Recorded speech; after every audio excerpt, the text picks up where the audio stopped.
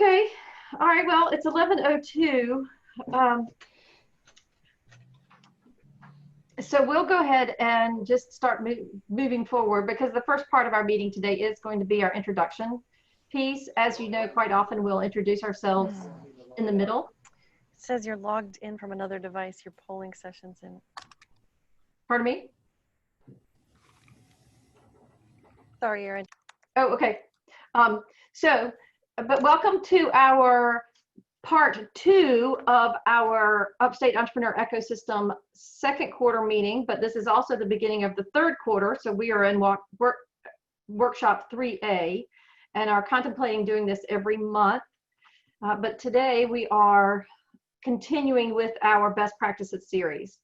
So Justine, can you change to the next slide, please? So today, at the beginning, we're just going to do our normal introductions because, as we know, part of what we do is we connect with each other. So today in chat, if you would please just post your name, your organization, and your question today is, what specifically have you felt most unprepared for over the last 4 months? And we were joking earlier, staying at home with the kids is definitely not, it's certainly one of the things that we're all unprepared for.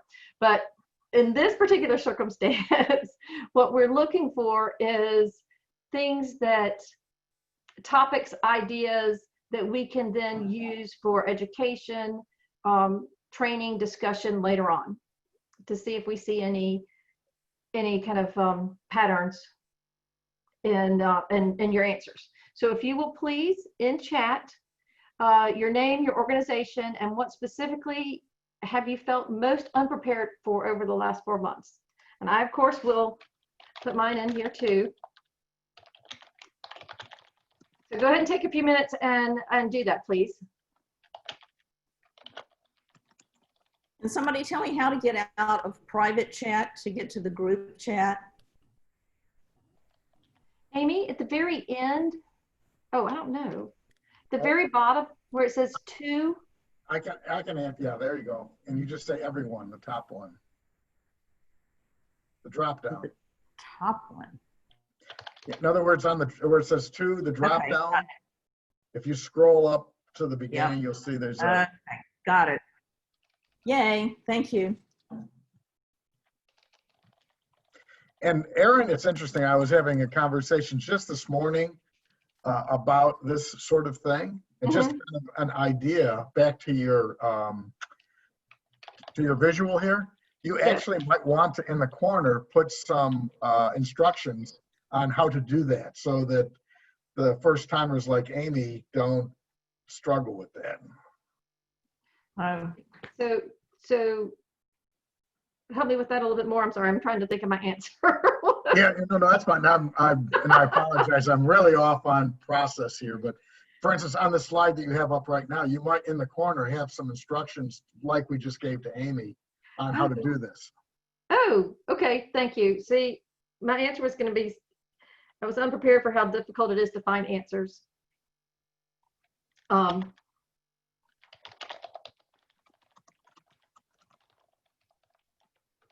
Okay. Okay, good. Thanks to everybody. I see some good answers coming through. Ooh, Brendan, I agree with that. Yes, networking.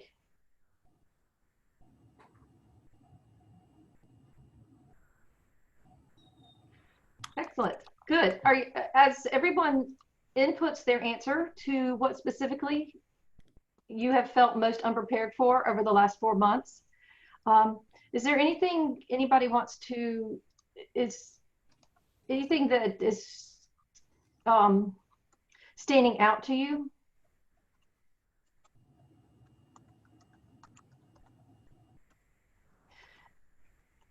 All right, well,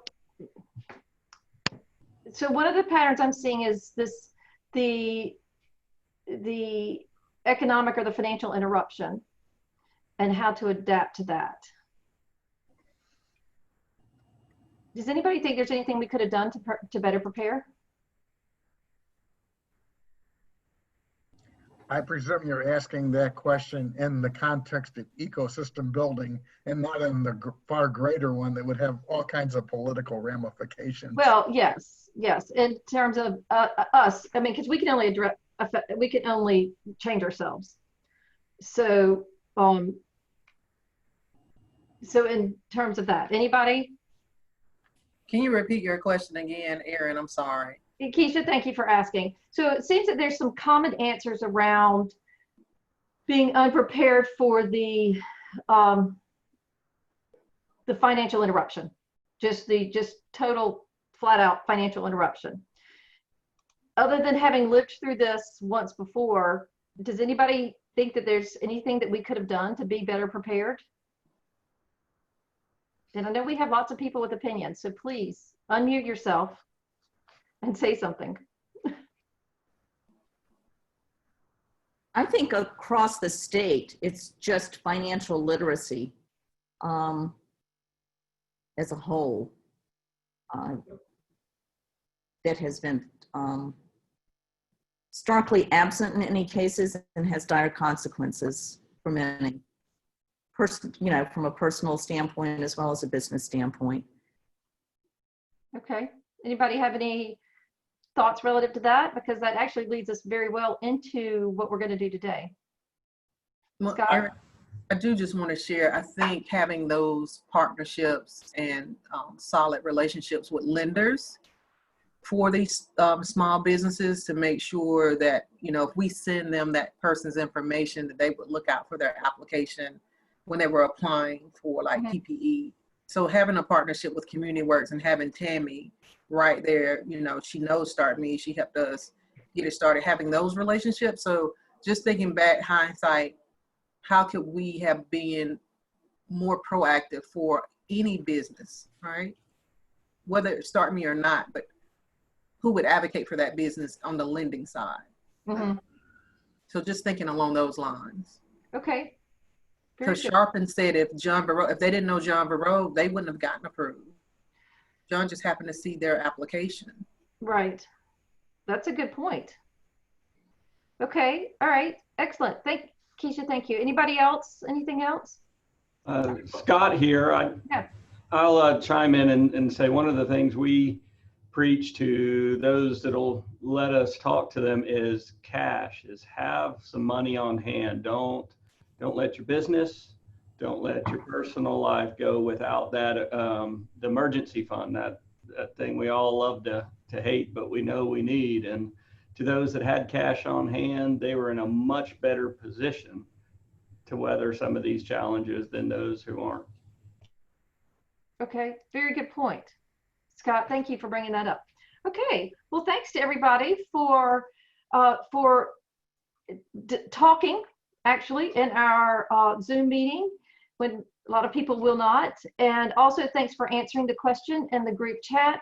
We will of course have a copy of that for you with all the materials when Justine sends out the follow-up email. For those of you who have signed on recently, we are connecting very early in our meeting this particular time. So if you have not already, please put your name and your organization into the chat area, which is at the bottom of the screen, or the place where you input the information, and answer the question of what specifically have you felt most unprepared for over the last 4 months. Good, thank you. Justine, if you could change the slide, please. Good. So while y'all are also working on that, as always, why are we here? We're here to increase the ecosystem's ability and capacity to help entrepreneurs be more successful faster. Justine, next slide, please. And who is we and who is this ecosystem? It's any of us who work with entrepreneurs, who support entrepreneurship, and all of the many, many different types of entrepreneurs here in our upstate region. Next slide, please. As always, when we meet in these quarterly or now monthly meetings, we learn, connect, and empower. So we have already been connecting a little bit beforehand. We will learn today from Earl Grigorich, and I'll go over that a little bit more in a minute. But as always, again, we have many regular things here. People plus culture is everything, and trust underlies it all. Yesterday, I gave a presentation to the South Carolina Business Incubation Association about our ecosystem work. And interestingly, the comments I got afterwards were more about trust. They said, I'm so glad you brought that up. Trust is so important. Nobody ever talks about it. So we talk about it every single meeting, just reinforcing that. Next slide, please. As we continue with our workshops, the best practices, we started in June with Amanda and Jonathan talking about the digital audits that they're doing in Lawrence and how they're going to work with their business owners to become more digitally adaptable. As we saw when COVID-19 hit, that a lot of business owners were hurt by their inability to very quickly adapt to putting the information out online or go from walk-in traffic to ordering online, change of hours. This particular meeting, we're going to have Earl talk about financial statement preparedness, and that's actually not exactly right. It's more of how do we raise our expectations of our regional entrepreneurs to prepare their financial statements. And this will be a very long conversation that we'll have over many years. We are also going to be looking at resiliency. This was another issue with entrepreneur success or business success, is how resilient could those entrepreneurs be? There's some tools out there, and Paul Clark with Venture South and Venture Carolina, who's on the call today, so thank you, Paul, is going to discuss that with us. And then in Q4, we, of course, will be looking at Global Entrepreneurship Week. And depending on what our life looks like, we may get together. And then also, usually, Ogletree Deacons hosts something more in depth in terms of legal education. So we will continue to discuss that. Wish we could be more specific about what our topics are going to be, but time is changing. Or times are changing, and we are trying to adapt with the information we're providing as we go. Next slide, please, Justine. All right, so we do have quite a few announcements today. As always, our events are on the 10 at the Top website. Justine, could you click on that Upstate Vibe 365 link for a second, please? I wanted to take you to the actual calendar so that you can see that the business events are showing up. There are two events that show up fairly quickly. One is Anderson's Morning Brew. Justine, if you'll scroll down, the Morning Brew will come up. And then Start Me. Start Me. Oh, Morning Brew was this morning. Okay, so it's already cycled off. But Start Me has an event on legal issues with G. Hubbard Smalls. He's a phenomenal speaker, as well as a very, very knowledgeable person. So he will be doing that. But this is when you have an event and you send it to Justine, or Justine, if you will scroll up, there is a place on this page where you can input your events. See right there where it says add your event on the kind of the left-hand side, the button. So that you can add your event. So these events are now showing up with all the social cultural events too. So we are finally have a kind of a regional calendar where these events can be posted. So please do remember that. Justine, thanks. If you'll go back. All right, so we also have the previous webinars and workshops on our Economic and Entrepreneur Vitality site at 10 at the Top. And you get, if you'll go, Justine, would you press that again, please? That too, please. And you get there by going to the driver areas on the main page, and then you scroll down to Economic and Entrepreneur Vitality. And then when you scroll down that page, you will see that there are workshops listed on the left. A lot of those are the workshops that we had earlier in the spring. The later ones, of course, I guess, are at the top. On the right hand side, you'll see our old quarterly workshops kind of at the bottom. but you will also see the resources that we prepared starting years ago. Paul Clark and Archie Johnson were part of that alternative capital providers matrix as well. And then we had other people working on the resources by county. So those are still being used. They have not been updated since about 2018. So we're going to be looking at doing that very soon. But also, oh, I see Justine was just hovering over the check it out button. That's where our resource map is. If you haven't seen it, I'm sure most of you have. We're not going to go over that today, but that's where you can click on that and it will show you a map and the little Google pinpoints of where our different resources are. Justine, thank you. We'll go back. All right, next slide, please. We also are moving forward with our short videos on the resources that we have available, where we will actually be talking to you and have you talk about who you work with the best and what you are best at helping entrepreneurs do. We're tentatively calling it Start Grow, Your Business Resource Connection, and we have two tentative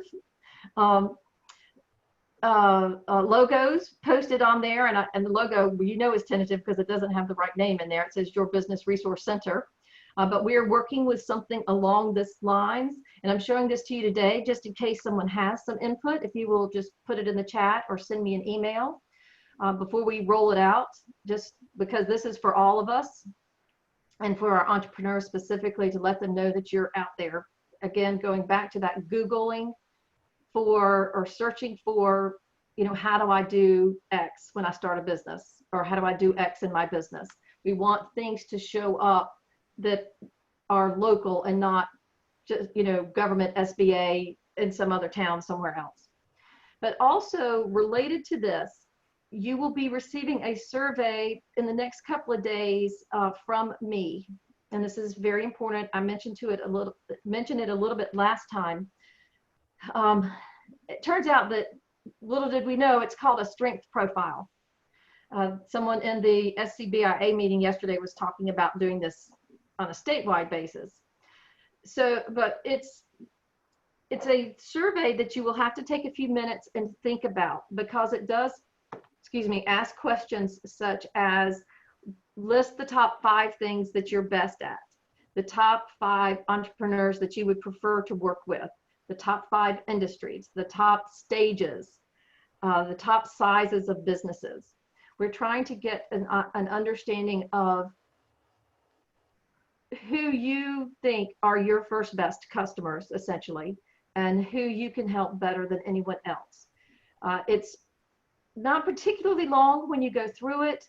It just seems kind of long. So when you get it, please do take the time to answer it, because we will use those, use that in 2 different ways. One, it will become our baseline for resources, and will be very helpful for you as you're looking for where to refer a client to, but also it will help inform us on who to feature in different videos. Because even though we know a lot of folks, we don't know everybody. And we also don't know how you want to position yourself within our ecosystem relative to the types of entrepreneurs and the types of problems that you want to help solve, or you're best at solving. I'm going to stop there for a second. Are there any questions on that? Okay, if you do have a question and you don't want to speak up, you can always send me a message in chat or put it in the group chat. All right, Justine, next page or next slide. The Entrepreneurship Summit is coming up on September 15th and 16th, and now 29th. And it is going to be a virtual summit, so that means anyone can go. There is a registration deadline of September 7th. Go to eshipsummit.kaufman.org to find that information. It is not very clear what exactly the content's going to be. It's not very clear how much time it's going to take each of those days. But if you want the opportunity to participate, at least register. Okay, next slide, please. Just, just Yeah. an observation of serendipity. That happens to be the 2 days of the venture pitch as well. Okay, well, the venture pitch is in the morning, is that correct? Afternoon. Afternoon, okay. Well, all right, we'll talk about that in a minute. The Global Entrepreneurship Week is coming up November 16th through the 22nd. A lot of people are already talking to me about what they're thinking about doing and how to adjust to our virtual world and what that means relative to the content. Someone talked to me yesterday about connecting with a sister city over in Germany, which I thought was very interesting. So it kind of opens up some, I don't know, to some really potentially very, I don't know, some even more fun things that we can do. All right, I'm going to stop there for a second. Does anyone have any events or any announcements that you would like to make? Michael, the venture pitch is Is the 15th and 16th. September In in the the afternoon. Afternoon, I think 1 to 5. How do we find out about it? Well, I guess I need to submit it to Justine. How's that? That would be great. Was I listening? She's right there. She is. Does anybody have anything else? Any other activities, events? Amy? Yeah, this is Amy. We have the Innovision Awards call for entries as still open. The deadline is July 31st. And this is an opportunity for everyone to highlight the innovations across South Carolina. There are categories that certainly apply to this group, including technology development, community service, technology integration. And then there is also one specific to small enterprise. So if you know of a company or an organization or a community or not-for-profit organization that has really been innovative in developing a product or process or a service, please encourage them to enter. The finalists and winners are always showcased and highlighted in videos. We usually have an awards dinner. We're still working through how we're going to have an awards program, but we will. And then, so that deadline is July 31st. There is also an Innovision webinar featuring Contact Inc. on July 28th at 11. And emceed by Michael Nina. And this Hopefully is an that won't inspiring deter story. anyone I think from it's coming. more. It's an inspiring story.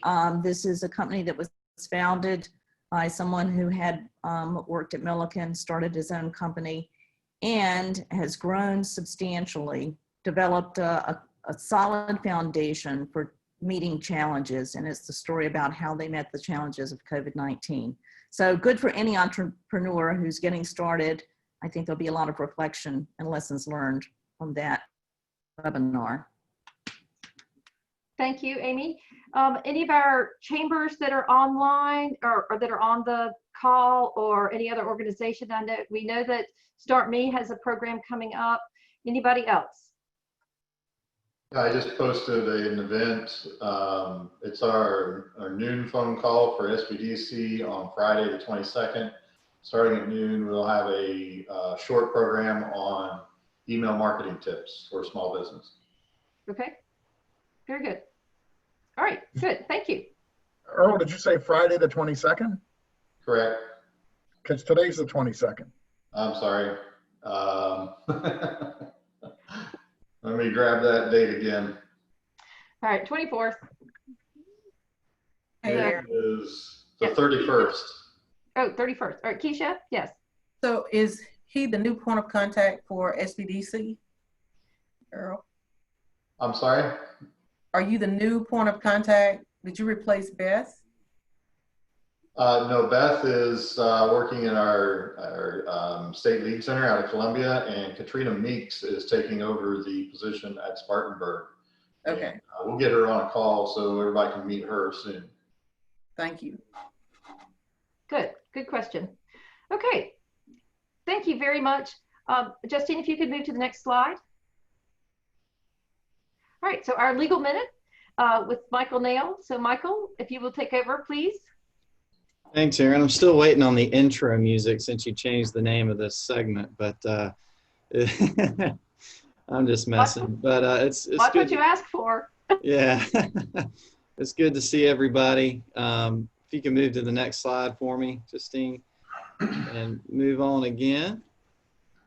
So we're discussing return to work issues part 2, just as a very brief recap of what we've talked about over the last few meetings. We talked about the FFCRA, the emergency paid sick leave, and emergency FMLA that have been created through that new law. We also touched very briefly on the CARES Act provisions related to the Paycheck Protection Program, as well as unemployment law changes. Last time we spoke about the workers' compensation laws and how certain states are implementing presumptions that if someone contracts COVID-19, it's a work-related injury. As it relates to South Carolina, there's pending legislation on the topic, and it's not expected to be addressed until September when the General Assembly returns, but it's something to keep an eye on. And we also talked about possible liability shield protections. If an individual or customer sues an employer because of a COVID-19 contraction, what are things that employers can do as an affirmative defense to that allegation, such as complying with CDC guidelines, DHEC guidelines, any of these applicable guidelines that we're also going to be talking about today. South Carolina, again, has not implemented a law on that topic, but there is legislation pending. We also talked about best practices, how to keep employees safe, and some of the applicable guidelines that we will continue speaking about today. So can you move on to the next slide for me? All right, so this time we're going to be focusing on what happens if an employee gets sick. Last time we focused on how to prevent COVID contractions and the spread of COVID in the workplace. But this time we're going to talk about what if an employee ultimately gets sick, what to do at that point. What is the why behind this? Well, first of all, not only is it the right thing to do for employees to implement these practices and try to prevent the spread of COVID-19 and ultimate contraction of COVID-19, but one of the issues that was mentioned in the chat was economic and financial interruption. A lot of these steps are very easy to do, and in the long run can prevent more economic and financial interruption. I'm not sure how many employees a lot of these small businesses have, but you can imagine that if an employee or multiple employees contract the virus, it can significantly hinder employee productivity, employee morale, and also could lead in some rare circumstances to some sort of litigation, either on the workers' comp side or in a run-of-the-mill negligence claim. So I think by doing these things, taking these steps, companies and small businesses will be better off financially in the long run. So can you move on to the next slide for me? All right, so don't get bogged down with the lengthiness of this slide. As I was going through this before the presentation, in hindsight, I determined that I should not have put all these things on here, unfortunately. But what I've done at the end of the presentation, again, is provide links to what I feel are the most important guidelines that you can share with your companies, with your entrepreneurs.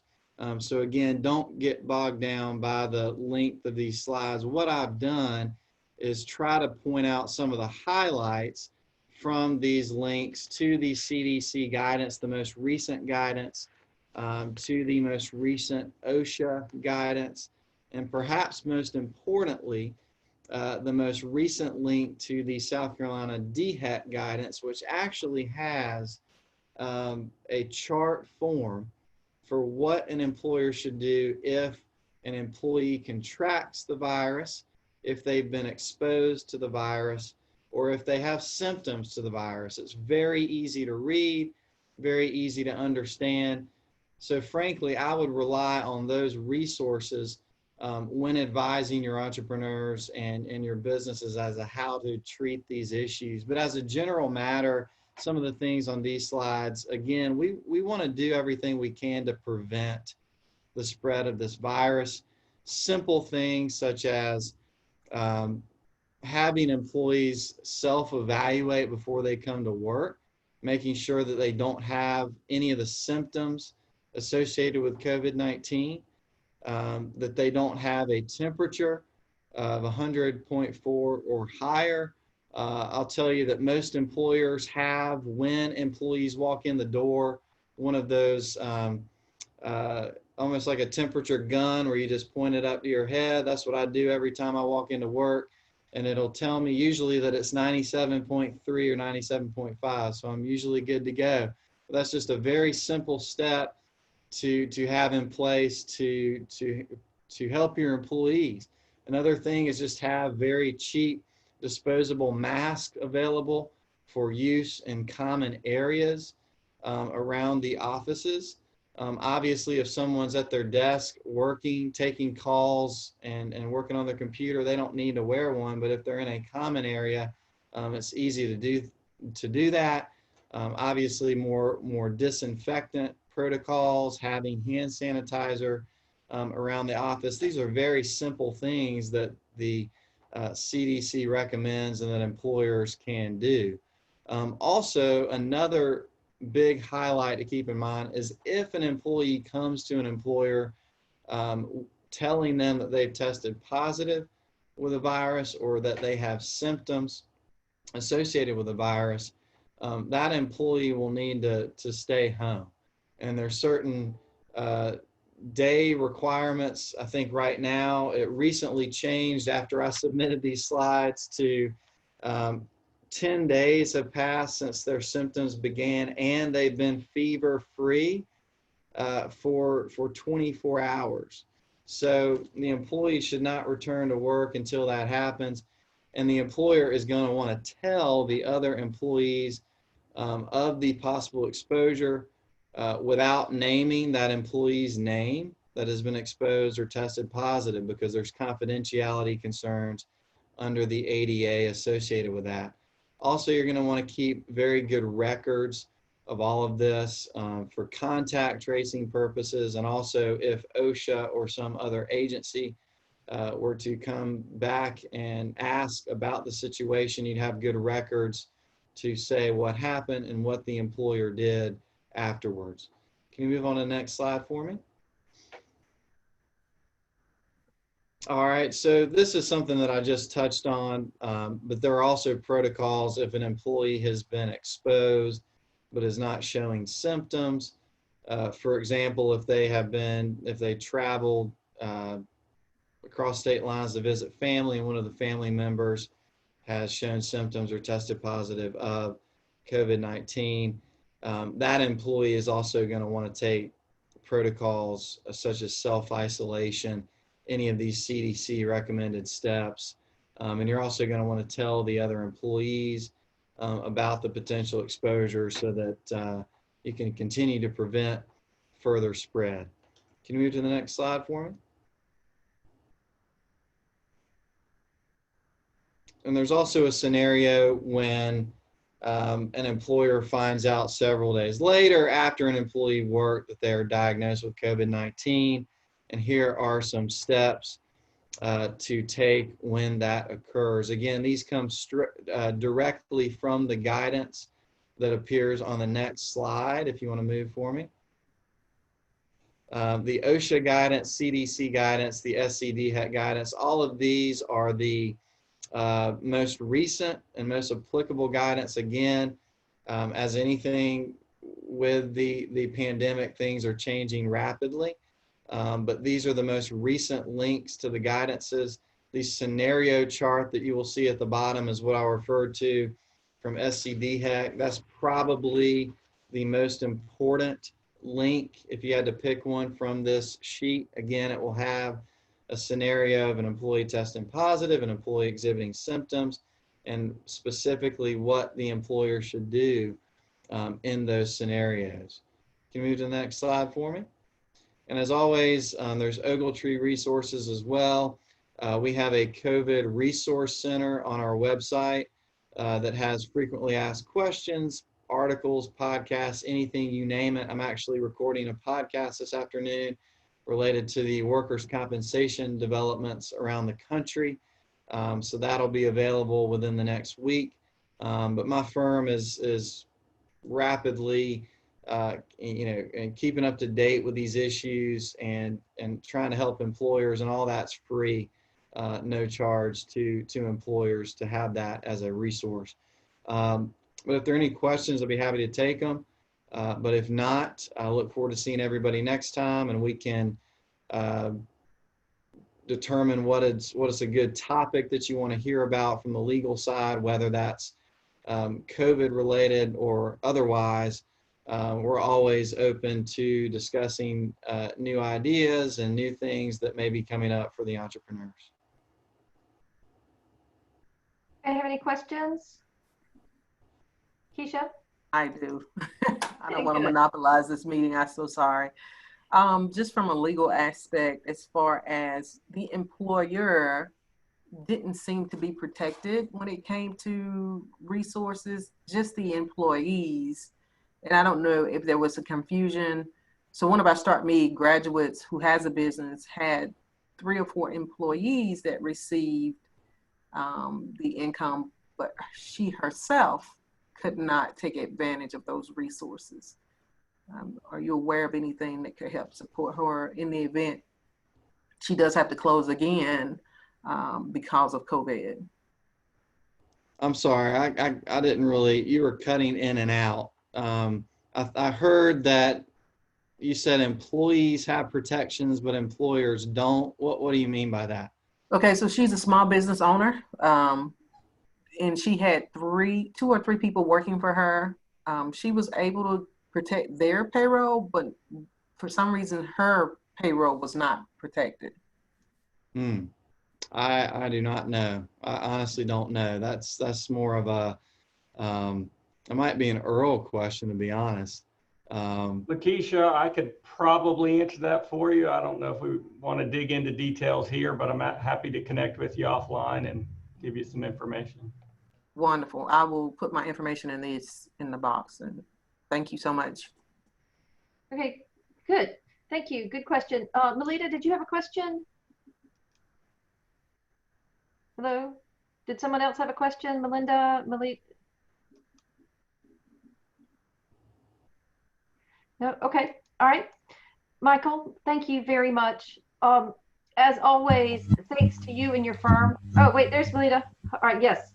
I apologize. And this answers your first question. What's my toughest issue with COVID-19? It's Zoom meetings. I apologize. So perhaps my question's for another time, but to run it by you, I've been working on a design prototype for remote worker structures so that people can work in a more outdoor, safe environment. I'm trying to get it so that there may be a little more interactivity available through this, again, outdoor environment, and everything would be safe. And I've got different parties who are interested in it, but this aspect of it, I really hadn't considered as thoroughly. And I've handled workers' comp, for several employees before, but it's a long time ago. And so the idea of having, starting out with so many prototypes and ideally scaling up to however we can get across the country. And I hadn't thought about crossing state lines. And, that's a job for someone else, because I just got to hurry up and get this design finished and get it engineered, et cetera, et cetera. So do you have any recommendation? I guess that would just be just hire someone to handle all of that. All the regulations. In other words, I've been looking into compatible technologies for which the independent company owners have their own liability structures. But this is just way above my head in terms of, again, hopefully scale and distance and all that you mentioned. That sounds really difficult. Are you, So I know that at the beginning of your question, you mentioned